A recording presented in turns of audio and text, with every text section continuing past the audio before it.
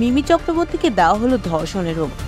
ছেলেদের সঙ্গে বিছানায় বসতে ভালো লাগে গায়িকাকে তার শিক্ষক, এবং ভয় পাচ্ছিল অনুপম রয়। এসব বিষয় নিয়ে আজকে আমাদের আলোচনা। চলো জেনে আসি।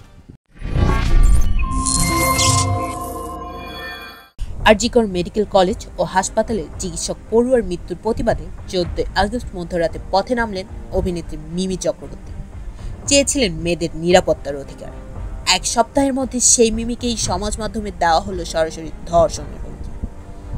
গত 16 আগস্ট নিহত চিকিৎসকের পরিবারকে 10 লক্ষ আর্থিক সাহায্যের কথা ঘোষণা করেন রাজ্যের মুখ্যমন্ত্রী মমতা বন্দ্যোপাধ্যায়। তবে সেই ক্ষতিপূরণ নিতে অস্বীকার করেছেন নির্যাতিতার বাবা মা। এইবার সেই প্রসঙ্গ টেনে এনে সমাজ মাধ্যমে তৃণমূলের প্রাক্তন সংসদ ও অভিনেত্রী মিমি চক্রবর্তীকে সরাসরি ধর্ষণের হুমকি দিলেন এক নেটাগরিক।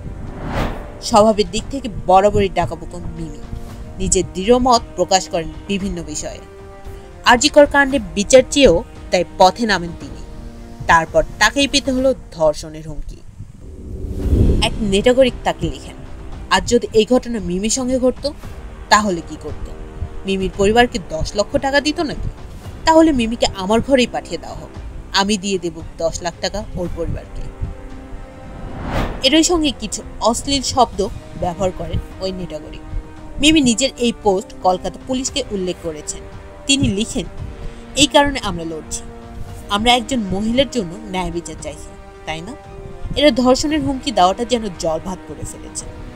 এরাই আবার ভিড়ের মধ্যে মিশে গিয়ে বলেন তারা নাকি মেয়েদের পাশে রয়েছে। এটা কোন শিক্ষার পরিচয়? স্কুল কলেজে হেনস্থার শিকার হয়েছে। এক লম্বা পোস্ট দাবি করলেন গায়িকা মধুবন্তী বাগচি। স্ত্রী দো ছবির গান আজ কি রাত জনপ্রিয়তা পেয়েছে। সেই সাফল্যে এখন উপভোগ করছেন তিনি। কিন্তু তার পাশাপাশি সমাজ মাধ্যমে আরজিকর কাণ্ডের প্রতিবাদও জানাচ্ছেন গায়িকা। এর মধ্যে নিজের জীবনে কিছু অভিজ্ঞতা তুলে ধরলেন। মধুবন্তী তার পোস্টে লিখেন, ছোটবেলা থেকেই খুব দুষ্ট ছিল। স্কুল কলেজের বেশিরভাগ শিক্ষক ভালোবাসতেন এবং কিছুটা প্রশ্রয় দিতেন, কিন্তু প্রাতিষ্ঠানিক হেনস্থার কবলে আমাকেও পড়তে হয়েছে। প্রথমে স্কুলের একটি অভিজ্ঞতা জানান মধুবন্তী। তার কথায়, সাধারণভাবে পিছনের দিকে বসে আমরা খুব অনুচ্চ স্বরে কথা বলছি। 6-7 জন ছেলে এবং আমি একা মেয়ে। বলে রাখা ভালো, আমাদের ক্লাসে 70 জন ছেলে এবং 8-9 জন মেয়ে পড়ত। আমার কথার আওয়াজে বিরক্ত হয়ে শিক্ষিকা আমাকে উঠে দাঁড়াতে বললেন এবং সবার সামনে প্রশ্ন করলেন, ছেলেদের সাথে বসতে খুব ভালো লাগে, তাই না? একজন মহিলা শিক্ষক হয়ে একজন ছাত্রীকে স্লাট শ্রমিং করলেন। শুধু তাই না, মধুবন্তীর অভিযোগ, এরপরেও ওই শিক্ষিকা তার বন্ধুদের আলাদা করে বলে দিয়েছেন তারা যেন গায়িকার সঙ্গে না বসে।